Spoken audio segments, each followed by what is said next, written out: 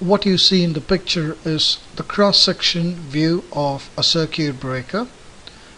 In this video we'll understand exactly how the circuit breaker works and how the tripping mechanism cuts off the supply in case of fault current or faulty circuit.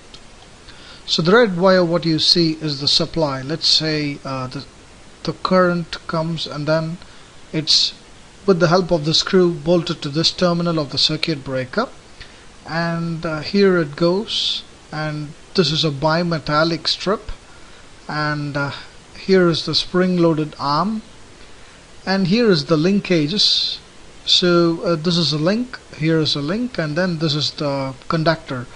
The current comes through this blue wire and then it goes to the bimetallic strip, and here you can see behind there's one more conductor or any metal piece which goes to this link, and here whenever the circuit breaker is on, this will go and hit or make a contact here, thus the current supply is taken out through this terminal. So this is the input terminal and this is the output terminal, or outlet simply we can say in layman's term. So now let's see what happens when it is working,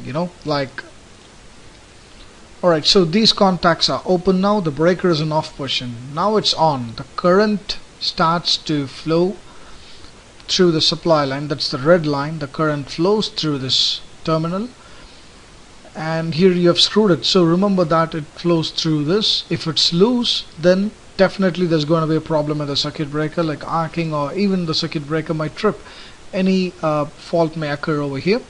So through this it goes to this and enters the bimetallic strip. So as the current flows, the bimetallic strip gets heated up.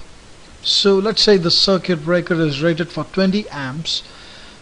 Till 20 amps nothing will happen to the bimetallic strip. Of course it will expand, but the expansion will be within the limit, it will not trip the operating links. However, let's say if the circuit breaker or the bimetallic strip is heated up more than 20 amps, let's say 40 amps or 50 amps depending on the overload or the thermal expansion setting. Let's say for example 40 amps, what happens is this expands and then the link is taken or pulled back so that the contact is open, no more current supply passes through. So now the current flows through this link and through this wire, through this contact, goes to the output terminal. Now let's see what happens when when the overload gets. So this is how it works. I'll show it once again. So the current flows, it starts to expand, and as it expands, if it's above the limit, this is sliding down, thus releasing this link, and then the link is open due to the spring. The spring pulls it back. Let's watch it once again. You can see it's coming back. This link is released and thus this is being pulled back and the contacts are open now. Now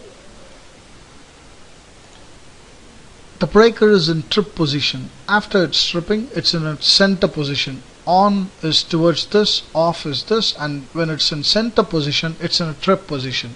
You got to reset it, and resetting depends upon the time the bimetallic strip comes to normal position. It has to bend back when the current flows through it.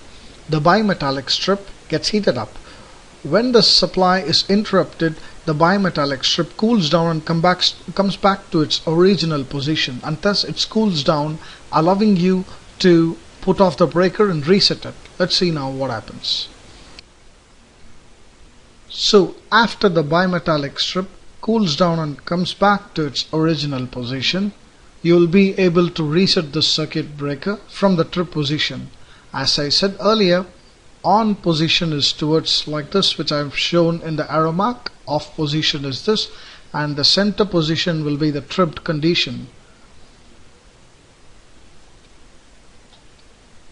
And now I have pulled this lever back to let's say I'll show you once again. Now it's in off position and the contacts are open. Now you can rectify the fault and put it on, so that again the circuit is connected and the supply flows through. So this is how a circuit breaker works basically. In the future videos, we'll watch how the automatic circuit breaker or braking mechanism with the help of spring or any solenoid valve works. Let's see in detail and discuss about it.